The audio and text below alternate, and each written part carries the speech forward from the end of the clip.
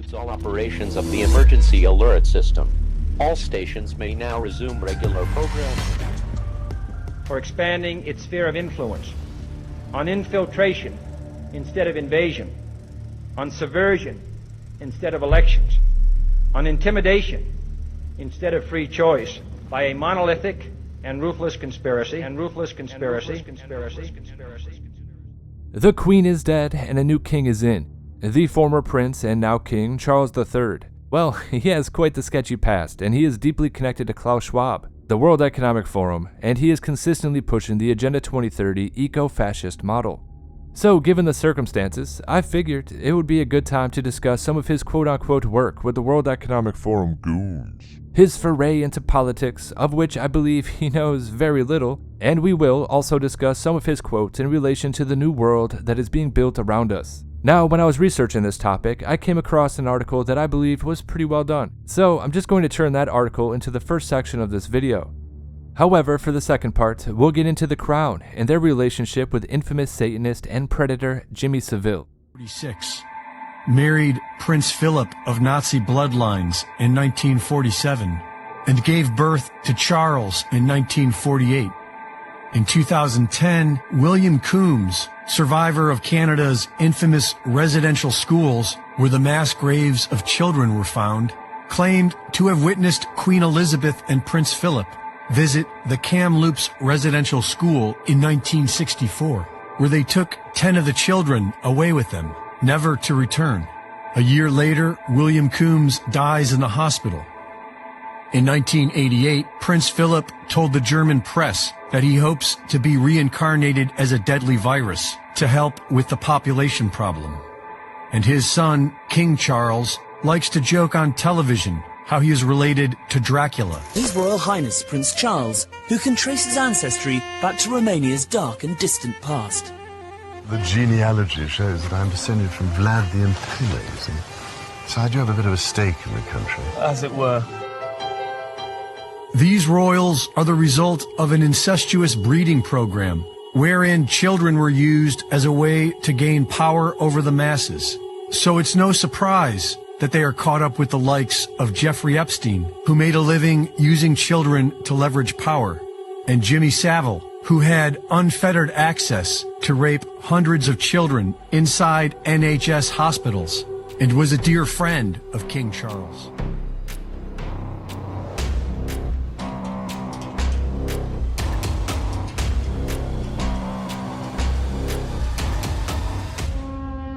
So there are those that claim to be serious journalists who continue to insist that the Great Reset is just a conspiracy theory. And this is despite all of the proof, all of the videos of world leaders openly talking about this agenda, and despite the real-world examples of their Great Reset being implemented. Now, to be fair, the central premise of the Great Reset as laid out by the World Economic Forum and the founder, Klaus Schwab, is the stuff of lunacy. However, they do not see it that way. When footage emerges of a robe-clad Schwab pontificating to an audience of global leaders, celebrities, bankers, bureaucrats, and billionaires, well, the press either pretends that they suddenly fall ill to a spontaneous disease, of which symptoms include becoming blind, deaf, and dumb, or, as has happened recently, they are beginning to insist that the Great Reset is actually a good thing. So, the problem for civilization seems to be that the upper echelons of power and wealth take Schwab and his plots for global domination very, very seriously. Let's also be clear. The future is not just happening. The future is built by us, by a powerful community as you here in this room. Yes, with every global event like G7 or G20 or the Davos meetings, with every proposal put forth, the main idea is that freedom and democratic principle is a nuisance that gets in the way of quote-unquote smart people doing the best for the greater good. It's exactly the same situation that we saw with Justin Trudeau when he said that he actually admired China's totalitarian system, and well, all of our leaders do. To them, convincing the public to give up stakes in property rights is annoying, and it is a losing battle. So the excuse of climate emergencies was created as a non-negotiable reason to dismantle free markets and democratic governance. Now, political leaders who bought into the Great Reset ideology and implemented its demands are experiencing a collapse of their political systems. Yes, utopian green ideology has hit the road with the screech and skid mark of burning rubber. Whether it's the mass protests in Sri Lanka or the slow-motion civil conflict of the Netherlands farming community, well, the sustainable vision for a kinder, greener world actually looks like a war zone littered with starvation, poverty, and violence. Yes, even Klaus Schwab himself warned us in a video back in 2020 that we have to prepare for a more angry world. We penetrate the cabinets. The change is not just happening. The change can be shaped by us. We have to prepare for a more angry world. How to prepare? Take the necessary action to create a fairer world. I see the need for a great reset. So people assume we are just going back to the good old world which we had, and everything will be normal again. This is, let's say, fiction. It will not happen.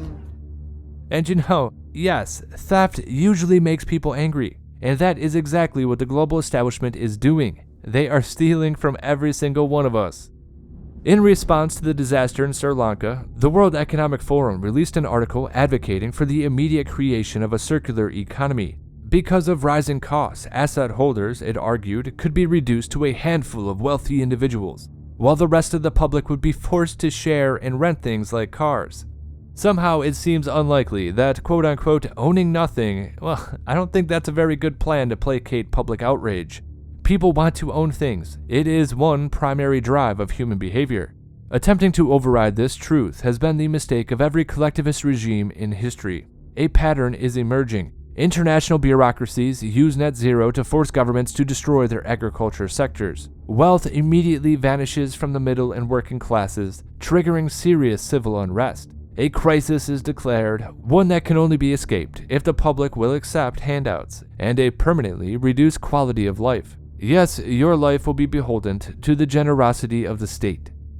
So, despite smoke quite literally rising as a warning from other nations, the rest of the world, including the UK, are continuing on the road to ruin under the guidance of the World Economic Forum. While it is no surprise that banks, logistic companies, politicians, and of course international billionaires, well, of course, they like the thought of micromanaging the global economy for their express benefit. However, it is less clear why the future King of England would cozy up to neo-Marxist, eco-fascists, and international socialists who, by definition, want to end the monarchy. Back in June of 2020, Prince Charles at the time foolishly launched the Great Reset by tweeting out, and I quote, "As we move from rescue to recovery, therefore we have a unique but rapidly shrinking window of opportunity to learn lessons and reset ourselves on a more sustainable path. It is an opportunity we have never had before and may never have again. We must use all the levers we have at our disposal, knowing that each and every one of us has a vital role to play." And then he followed that up with this, again I quote, "Hashtag the Great Reset Initiative is designed to ensure businesses and communities build back better by putting sustainable business practices at the heart of their operations as they begin to recover from the pandemic." Now, this part of the article raises a few questions for me, and I'll ask you the same questions I have. But first, let's read this section, and I quote, "Repeated in almost every speech he has given on the topic in his 40, now 50-year dedication to environmentalism, it does remain possible that King Charles is one of the conned who fell for the do-gooder line, just as a way to ingratiate himself with the British public, and to fix his image after the death of Princess Diana. Because, as we all know, after that, a lot of people believed he was the one who killed her."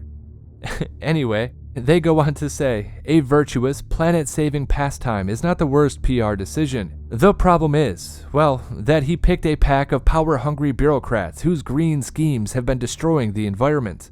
Prince Charles would have been much, much better off just wandering into the Amazon rainforest armed with a shovel and a bag of seeds. Of course, it would be narrated by David Attenborough and stalked by a Netflix film crew. Okay. So the author here believes that the new king got involved with this sort of eco-fascism as just, some sort of PR move, an attempt to repair his public image. Now, that does make sense, but my question is this: how much power does the royal family actually wield? Is King Charles just a mere frontman for the global establishment? Or does he legitimately have a voice in global affairs? What do you think? Are they just the face of the movement, a patsy? How much power does the royal family really have? I'm not so sure, so let me know what you think. However, I would venture a guess that they wield a lot of power that we just don't really know about. And they certainly have enough wealth to wield power if they so choose to do so. So, just let me know what you think. Okay, so moving on. In the video playing above, Prince Charles perfectly parrots the collectivist language of those who have explicitly stated that they wish to use environmentalism just as an excuse to dismantle capitalism and democratic systems of government. And those are the words of an Extinction Rebellion and other extremist organizations. We have an incredible opportunity to create entirely new sustainable industries, investing in nature as the true engine of our economy. The current global crisis has disrupted every aspect of our lives, but it has also presented us with an extraordinary opportunity, a chance to reset and accelerate efforts to improve the state of our world.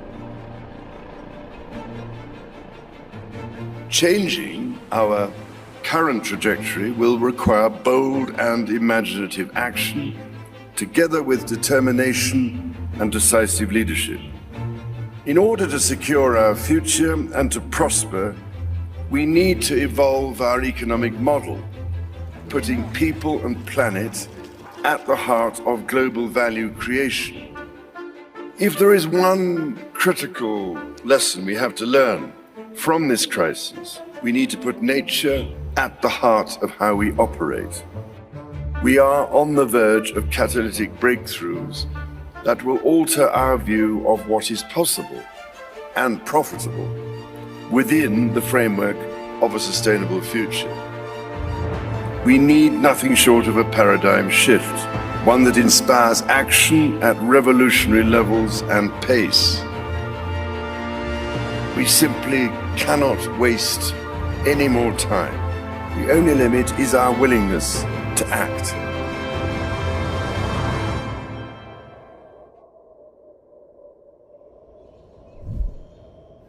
And the time to act is now.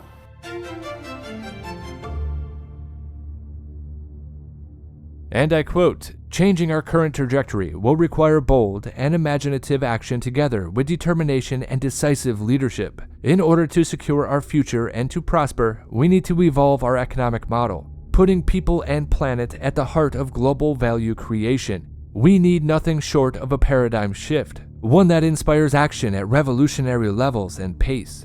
Now, you would assume that the royal family would be more careful when they utter the words revolution. I mean, they are doing it in such a careless manner to a room full of collectivists, and that can be dangerous. But the king's naivete in politics serves as the perfect example of why he shouldn't be dipping his toe into these waters. Now, global value creation is the core of so-called stakeholder capitalism. This has been tried a few times under different names, where companies must adhere to environmental, social, and governance scores. This is the score that Sri Lanka actually managed to get full marks on by banning fertilizer. And of course, this happened shortly before the country turned into a scene from World War Z. In the words of the World Economic Forum, an ESG is a measure of how good a company is. It is an arbitrary moral attribute that allows the centralized bureaucracy to control a business and its products. This creates a situation where companies are no longer competing on product quality or customer service, but rather virtue instead. Now, it is probably obvious to many of you, it is to me as well, but the obvious outcome is a decline in standards and the killing off of high-quality small business innovators. This new system creates a new paradigm dominated by half-assed mega corporations who pay blood money to their environmental cabal. It is this sort of policy that allows a billion-dollar chemical company growing food in a lab to earn a rank as a morally superior entity. Of course, shoving out the little family farms, because on paper, the mega corporation seems better. With trillions of dollars in private investment being forced into this environmental dream, entire rainforests could be planted, river systems could be cleaned up, damaged land could be restored, and of course, our farms could be revitalized. But that's not where the money is going. Somehow, the world is spending untold fortunes, and the only tangible outcome is rich people getting richer amid the collapse of wealth for the ordinary citizen. But don't forget, they are also perpetuating a global food crisis that has no genuine reason to exist. Businesses from around the world are already being ranked by their ESG scores. This is happening. Now, on the human side of this issue, introducing a system to virtue rank employees where certain human beings are deemed less worthy is despicable behavior, and it is being sold as quote-unquote positive discrimination in the name of forced equality. Adding to this is the disturbing demand that businesses mandate COVID vaccinations for their employees or risk having their ESG score devalued. In effect, it is a social control of employees enforced by businesses so they can keep their virtue badge shiny. This is the stuff of nightmares. Based on this, human beings are little more than metrics in a corporate value scheme. No matter how you reason it, ESG ranks human beings based upon the color of their skin and the bit between their legs. However, is it really socialism? Because I would argue that it's some form of techno-fascism, but I don't want to get off track. When you dismiss economic value and replace it with a calculation built on green or woke virtue, then yes, social capital has become the framework for the economy. From this measure, a bureaucracy has taken centralized control over the market, which is a new form of collectivized totalitarian economic systems. It's not the working class, it's the virtue class, and the only thing they create is outrage. Now you may want to ask yourself, how did we go from legislating employers to regard staff welfare to policing their identities? Who knows? However, stakeholder capitalism and ESG systems signify the end of economic freedom, the economic freedom that brought the West to the pinnacle of peace, prosperity, and creativity.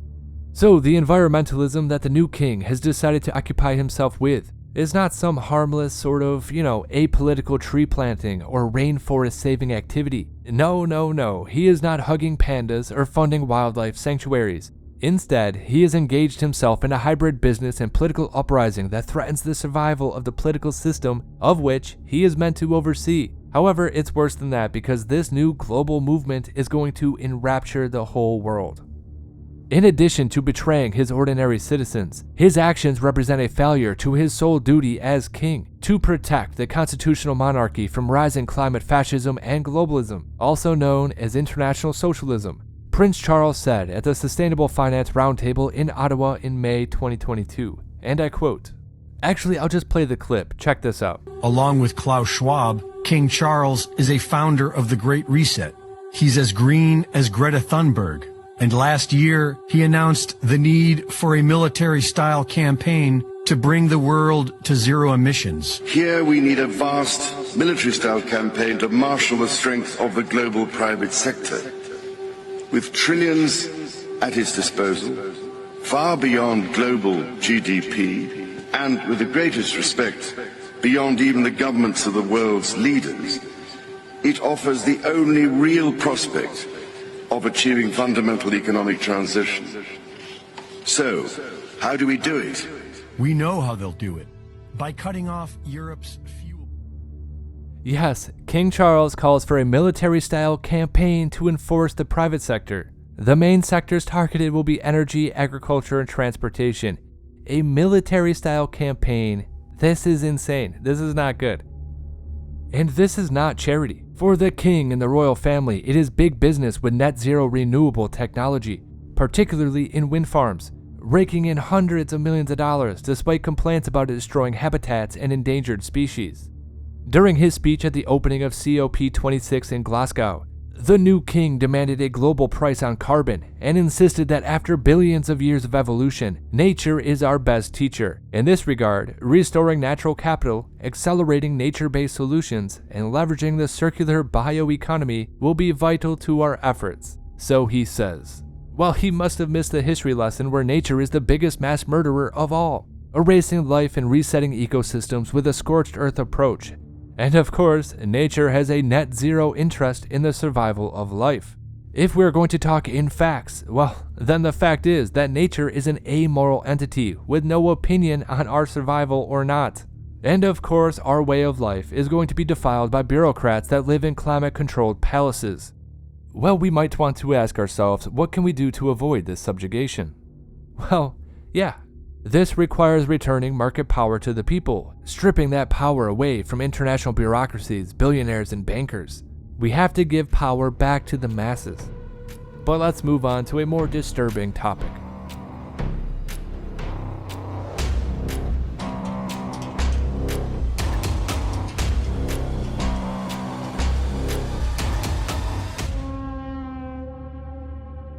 Oh, if only the new king's greatest fault was to have been born into a eugenics-obsessed family. If only he were the guiltless benefactor of the cheating, swindling, extortion, theft, and plunder of his forebears. If only his worst sin was his ridiculous climate hypocrisy, or his campaigning for Klaus Schwab's Great Reset, or of course his attempt to mask cows. Yes, you may remember that Charles III was the individual who introduced gimp masks for cows, hoping to stop those cataclysmic burps. Because yes, we all know that cow burps are an existential threat to life itself, apparently. If only he were a regular run-of-the-mill tyrant, a psychopath who got off on torturing and killing others. Unfortunately, for us all, it's much worse than that. The public got a hint of what really goes on behind the royal family's closed castle gates when the Jimmy Savile scandal first came to light a decade ago. If you were able to cast your mind back to the innocent days of 2012, you might recall that, at the time, the existence of high-level pedo rings, let alone high-level necrophilic pedo rings, was considered the stuff of tinfoil conspiracy lunacy. However, it all turned out to be true. So what is the Jimmy Savile scandal? Well, he was Britain's most celebrated and reviled DJ and TV host. Savile was known for hosting the long-running music show Top of the Pops and BBC's Jim'll Fix It. He died in 2011 at age 84. And that is when his horrific history of sexual abuse came to light. Let's count down some of the facts surrounding the Jimmy Savile scandal and look at what it means for the BBC. At number 5, at least 10 women have now come forward, either to police or in the media. 3 police forces are looking into it, including Sussex and Northamptonshire. But in the last hour, the Met Police have announced that their serious case team will take the national lead looking at these complaints. At number 4, audio has emerged from archives of a BBC Radio 1 recording of Savile's travels from 1975. It would have been normal for a BBC sound recordist and producer to have been present. We don't know whether it was broadcast. We don't know who the young girl is. Who's your best pal, tell me? I'm not telling you. No, Desmond. He's not? He is. No, he's not. Get off me. Because he's a married man. I don't care. Yes, you do. Get off. I won't. Not No, until, because you're squashing. not until you say me. Me. Say, I promise I promise. that you, Jimmy Savile, You, Jimmy Savile, are the only one are the only one. in my life, No, you're not the only one in my life. and Noel Edmonds and all them others is definitely... Ooh! Get off. Who's your best pal? You as a pal, get off my backside. Eh? I beg your pardon? In front of your mummy and daddy? Goodness gracious. Although the context is unclear, against the backdrop of what's happening, it is at the very least enlightening. At number 3, a raft of former BBC presenters and producers have come out of the woodwork to say his behaviour was an open secret. But did those further up the corporate food chain? No. In the 70s, Radio 1 controller, the late Douglas Muggeridge, asked a press officer to find out whether the tabloids were looking into the rumours. He was told they weren't, and it ended there. As an organisation, they probably didn't, but certain people must have been aware of rumours. And now the BBC has to fight the possibility that things actually took place on their premises, and I would think horrible. In the aftermath of his passing, hordes of people came forward claiming that Savile had molested, raped, or otherwise abused them. Allegations against him indicate that he sexually violated upwards of 400 people over a 54-year span between 1955 and 2009, with his victims ranging in age from 5 to 75. Investigators were able to corroborate dozens of stories from Savile's past, and the UK was shocked, left to grapple with the consequences of a man who was never held accountable in his lifetime for generations of trauma. Now his charities caught the attention of Prime Minister Margaret Thatcher, who praised him publicly and privately and lobbied for him to receive a knighthood. He received the OBE in 1971, and yes, he was actually knighted by the Queen of England and from Pope John Paul II in 1990, after which he of course became Sir James Savile. He was also connected to politicians, police, and members of parliament for decades before he was publicly accused. Now, one of the main reasons that he was quote-unquote untouchable was due to greed. Jimmy Savile was a massive fundraiser for various organizations and political events. Throughout his career, Savile worked with charities for Broadmoor Psychiatric Hospital. The Broadmoor staff even gave him his own room when he visited. Now, he also did extensive quote-unquote charity work for the Duncroft School and the Stoke Mandeville Hospital. Not only did he raise money, but he also put in hours of time actually helping attendants and orderlies. Or that's what everybody thought. However, there are many disturbing events that transpired at the Jimmy Savile funded hospitals.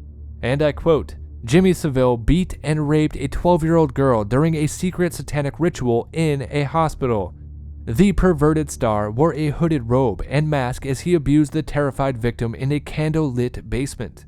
And I quote again, Jimmy Savile chanted Hail Satan in Latin as other pedophile devil worshippers joined in and assaulted the girl. This took place at Stoke Mandeville Hospital. The attack, which happened in 1975, shines a sinister light on the former DJ's 54-year reign of terror. And I quote again, she recalled being led into a room that was filled with candles. This was in the lowest level of the hospital, somewhere that was not usually used by staff. There were several adults there, including Jimmy Savile, who, like the others, was wearing a robe and a mask. She recognized him because of his distinctive voice and the fact that his blonde hair was protruding from the side of the mask. He was not the leader, but was seen as important because of his fame. She was molested, raped, and beaten, and heard words that sounded like Ave Satanas, a Latinized version of Hail Satan, being chanted. There was no mention of any other child being there, and she cannot remember how long the attack lasted, but she was left extremely frightened and shaken.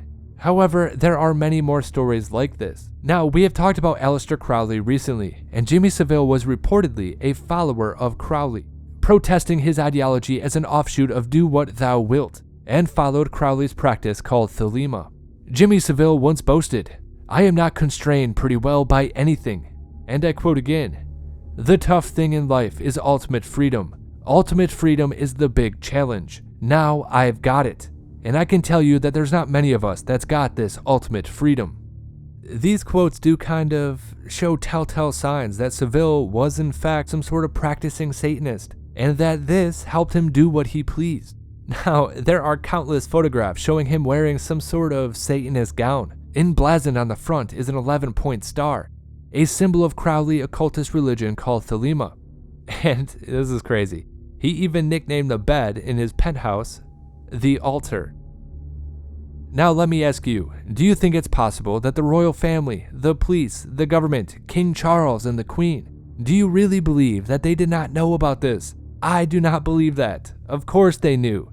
All we can do is speculate. However, if Prince Andrew's involvement with Epstein is any sign, then I would bet that King Charles was involved with Jimmy Savile's horrendous crimes as well. There is something deeply, deeply wrong with these people.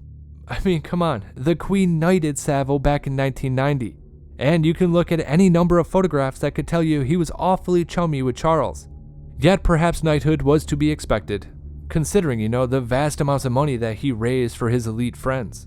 And all along the way, he gathered more and more high-profile acquaintances. And over the years, many people came out with the line, who could have known? Well, I think all of you knew.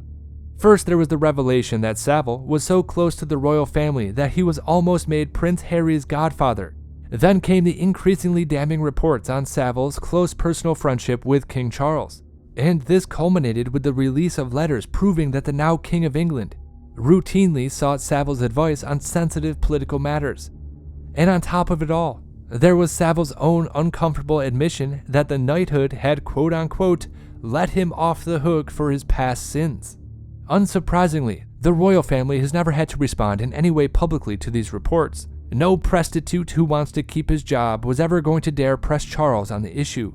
And since Savile's crimes were only brought to light after his death, the royals could always hide behind the plausible deniability that they didn't know what Sir Jimmy was up to. They didn't even need to launch a formal process to strip Savile of his knighthood, for, as it turns out, the honors automatically expire when the person dies. But as I say, the Savile scandal blew up back in the bygone era of a decade ago, when the concept of political pedophile rings was still in the realm of crazed conspiracy podcasts. That all changed, of course, when the Epstein story finally broke into the public consciousness in 2019. And as I mentioned, who just happened to be in the middle of that scandal too? That's right, Prince Andrew, the brother of the current king and the 8th in line to the British throne. A man so transparently lecherous that for decades the UK tabloids have mockingly referred to him as Randy Andy, a man who literally had to invent a scientifically unknown condition of being, and I quote, unable to sweat, as a way to prove that the allegations made against him during the Jeffrey Epstein scandal were false. I mean, yes, there's that photo of him with his arm around an underage girl, Virginia Giuffre, with intelligence handler and convicted sex trafficker Ghislaine Maxwell hovering in the background, but he doesn't sweat, so it's all good. It's all a lie. Don't worry about it. Don't even look into it. I mean, he doesn't sweat, so that's it. I mean, come on, no one is buying anything that comes out of the mouth of the Duke of Dork, Prince Andrew. After all, someone must be a PR mess when even the royal family is compelled to revoke his titles and royal patronage. I mean, as we've talked about, the royals didn't even dole out that form of retroactive punishment to Sir Jimmy Savile. As we all know, the public is no longer as naive as we were in 2012, and sadly, the nightmarish reality of protected political pedophile rings is so accepted as documented fact that it is no longer mocked as conspiracy yarn. And to the surprise of no one who is familiar with the ignoble history of the royal family, the House of Windsor has been implicated in 2 of the highest profile pedophile scandals in recent memory. So here's a rhetorical question for you. Who in the media do you think will ever dare bring up this topic again now that Prince Charles is officially King Charles? More than likely, no one will.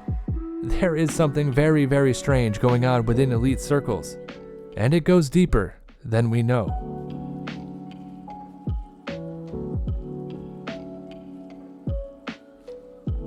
Once again, this is HelioWave. If you like the content, like, comment, and subscribe. Share the video if you want to. If you're in a position to, consider subscribing on Locals or Subscribestar.